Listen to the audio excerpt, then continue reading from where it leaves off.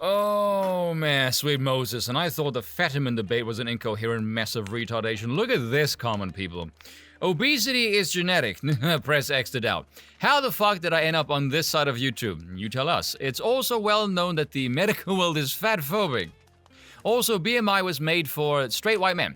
Women have very, I'm assuming, different bodies, clearly written in a fit of spastic rage, and black women are naturally curvier. Fat phobia is linked with sexism and racism. It's not about encouraging people to be fat. It's about letting other fat people know that they should be allowed to simply exist, and even if it is getting to the point where it's unhealthy, so you are acknowledging it is unhealthy. It's not your body, and you don't know most of the people you judge. You're not their doctor.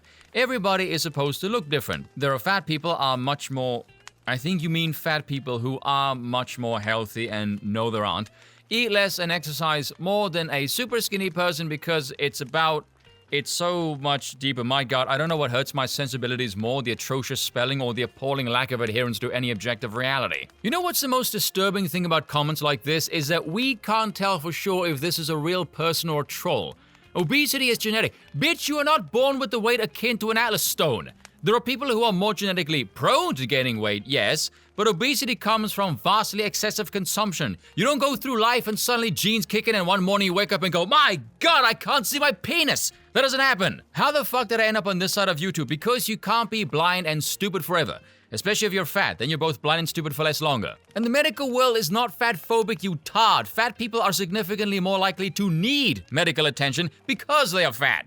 Do you know what the word phobic means? It means fear of. The medical world does not fear fat people, it loves fat people, seeing as they're walking cash cows. Well, the MRI machines maybe not so much, they scream in pain. Also, what the hell does your sexuality have to do with the BMI, which stands for Body Mass Index? It measures a height to weight ratio. In case this is not obvious to your stupid self, your melanin count has fuck all to do with this measurement. Its biggest flaw is that it doesn't differentiate between fat and muscle.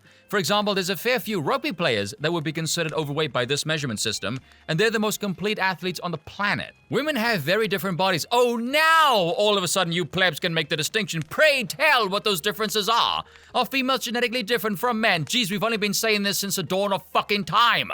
Black women are naturally curvier. Yes, naturally they would be if you feed them a diet of over 4,000 calories a day. And that curviness comes from the warmer climate. Think about it, all the females in the world known for curves come from tropical climates. Or here's something else interesting. Look at strongman competitions. Eastern Europe is overwhelmingly well represented. Cold climates for some reason produce great physical strength. They also store fat differently. It's more around the chest area to keep their organs warmer as a shield from the cold. Oh, but sexism and racism, you must be kidding me. A woman can say, I want a man to be 6 foot tall, have abs and broad shoulders, but the second a man who has those assets go, yeah, I don't want a woman who rivals the weight of a walrus. Oh, cue the pearl-clutching outcries of how dare you have standards.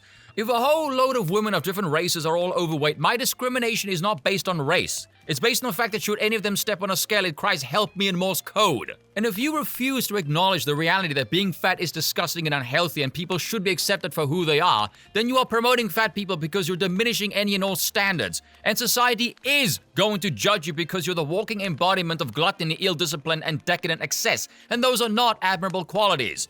Especially if you advocate for government-funded healthcare, because then you're placing a needless burden on the taxpayer purely because you're a selfish bitch who eats too much. Nor do I need to know the person to judge the fact that in an emergency, their body would make a helpful flotation device. That does not require prior medical knowledge, just eyes and common sense, something severely lacking these days. And no, as far as the variation in appearance is concerned, you are stupidly treating the visual aspect as the prime concern here. In reality, the prime concern is their health.